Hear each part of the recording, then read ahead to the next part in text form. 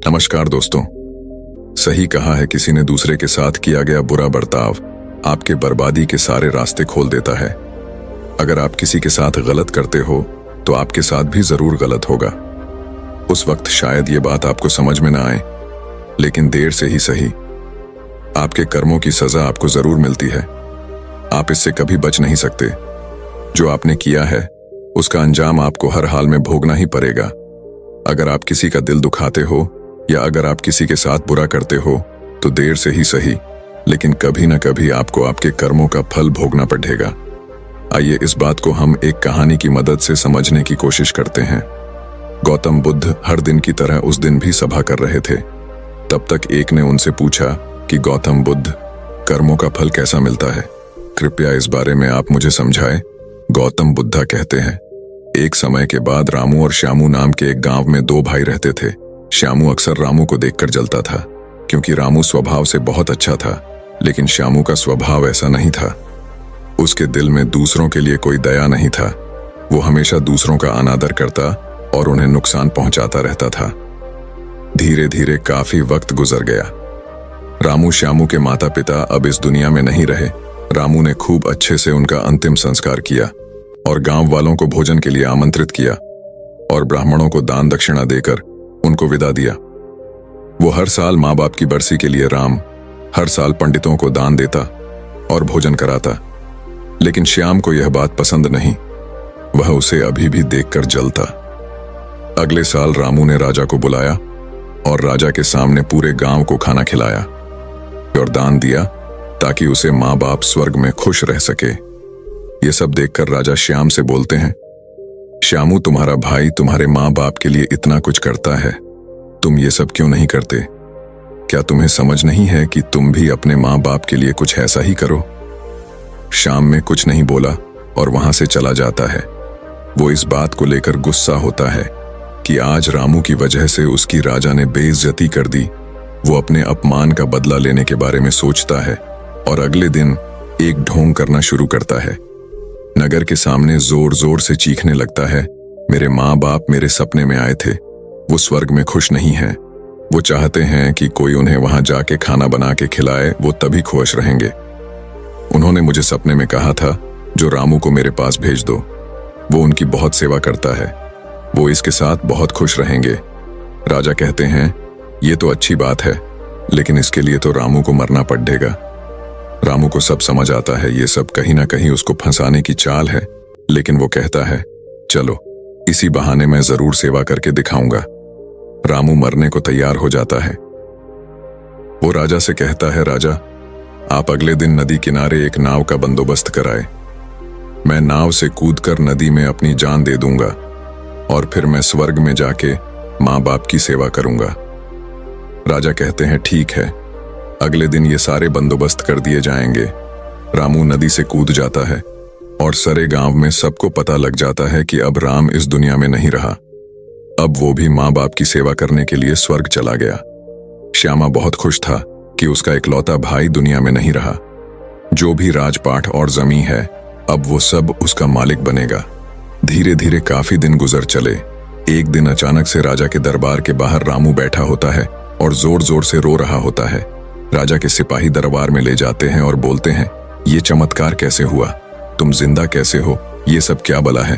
फिर राम बताता है, मैं स्वर्ग में गया था, मैंने वहां देखा, लेकिन मेरे बाबा अब भी खुश नहीं हैं।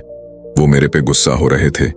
उन्होंने मुझसे बोला, तुम्हें वैसे खाना बनाने भी नहीं आता तुमसे। अच्छा तो श्याम है, वो अच्छा खाना बनता है, इसलिए तुम जाओ और तुम उसे भेज दो।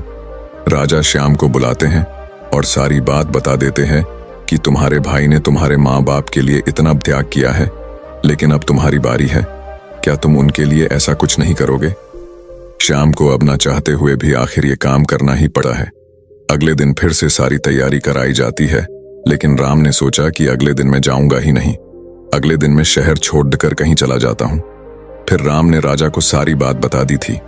दरअसल वो जिंदा कैसे बचा, उसने पहले ही मछुआरे से अपनी बात कह रही थी कि वो उसकी जान बचाएगा।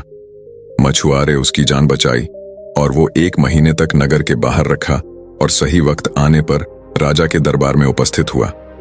वो वैसा सिर्फ उसको सबक सिखाने के लिए करना चाहता था। राजा बोले, चलो अच्छी बात है, लेकिन उधर श्यामनगर छोड़ने का प्लान बना चुका था कि अगली सुबह वो वहां नहीं जाएगा। वो रात के अंधेरे में घर छोड़कर भाग लेता है। सिपाही उसे देख लेते हैं और उसे रोकते हैं। वो द्वारपाल के साथ लड़ाई करता है और एक को धक्का देकर वहीं गिरा देता है और पत्थर पर गिरने की वजह से उसे सिर को चोट लगती है और एक सिपाही वहीं मर जाता है। आखिरकार ये सारी बात राजा को पता लग जाती है। राजा उसे माफ करने वाले थे, लेकिन वो अब और गुस्सा हो जाते हैं। फिर अगली सुबह उसे नाव से वैसे धक्का दे दिया जाता है और वो उस नदी में डूब जाता है। अब उसे अपनी गलती का बहुत अफसोस होता है कि यह सब उसने ये क्या किया। जिंदगी की आखिरी मौके पर भी वह दूसरों का बुरा ही करना चाहा और आखिर में उसे भी अपने जान से हाथ धोने पड़े। तब गौतम बुद्ध समझाते हैं, कर्मों का फल ऐसा ही होता है। बुरे इंसान को आखिरी वक्त तक सही और गलत की पहचान नहीं होता। जिंदगी ऐसी ही नहीं चलती, जिंदगी समझने की चीज है। उसने महात्मा से पूछा, कर्म कैसे बनते हैं? फिर महात्मा ने बोला, अच्छे कर्म के बनने से पहले हमें इस पर ध्यान देने की जरूरत है कि आखिर अच्छे कर्मों बनने का सबसे पहला पड़ाव क्या है। मनुष्य के द्वारा किए जाने वाले सभी कर्म उसके विचारों से निर्मित होते हैं।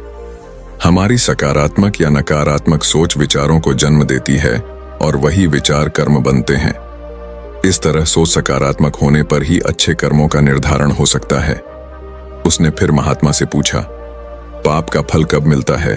फिर महात्मा ने बोला, पाप का फल किए गए कर्म पर निर्भर करता है। यदि आपके द्वारा किए गए कार्य बुरे हैं और वो अच्छे कर्मों की तुलना में अधिक है, तो इसका फल आपको अगले जन्म में भोगना पड़ेगा। यदि बुरे कर्म कम है तो इसका भुगतान आपको इसी जन्म में करना होगा। इस प्रकार यह चक्र चलता रहता है। जब तुम जिंदगी को समझते हो तब तुम खुद को समझ पाते हो। तुम तभी देखोगे कि इस दुनिया में जितने भी जीव जंतु, पेड़ पौधे हैं, सब तुमसे जुड़े हैं। उनकी रक्षा करना, उनके बारे में अच्छा सोचना और उनका भला करना भी तुम्हारी जिम्मेदारी है। जब तुम दूसरों के लिए अच्छा करते हो तो बदले में तुम्हारे लिए भी अच्छा होता है। लेकिन जब तुम किसी दूसरे का बुरा करते हो और तुम्हें लगता है कि तुम्हारे साथ बुरा नहीं होगा, और हो सकता है कि शायद उस वक्त तुम्हारे साथ बुरा ना भी हो, लेकिन ऐसा कुछ नहीं, कभी ना कभी तुमको उसका हर्जाना भुगतना ही पड़ता है।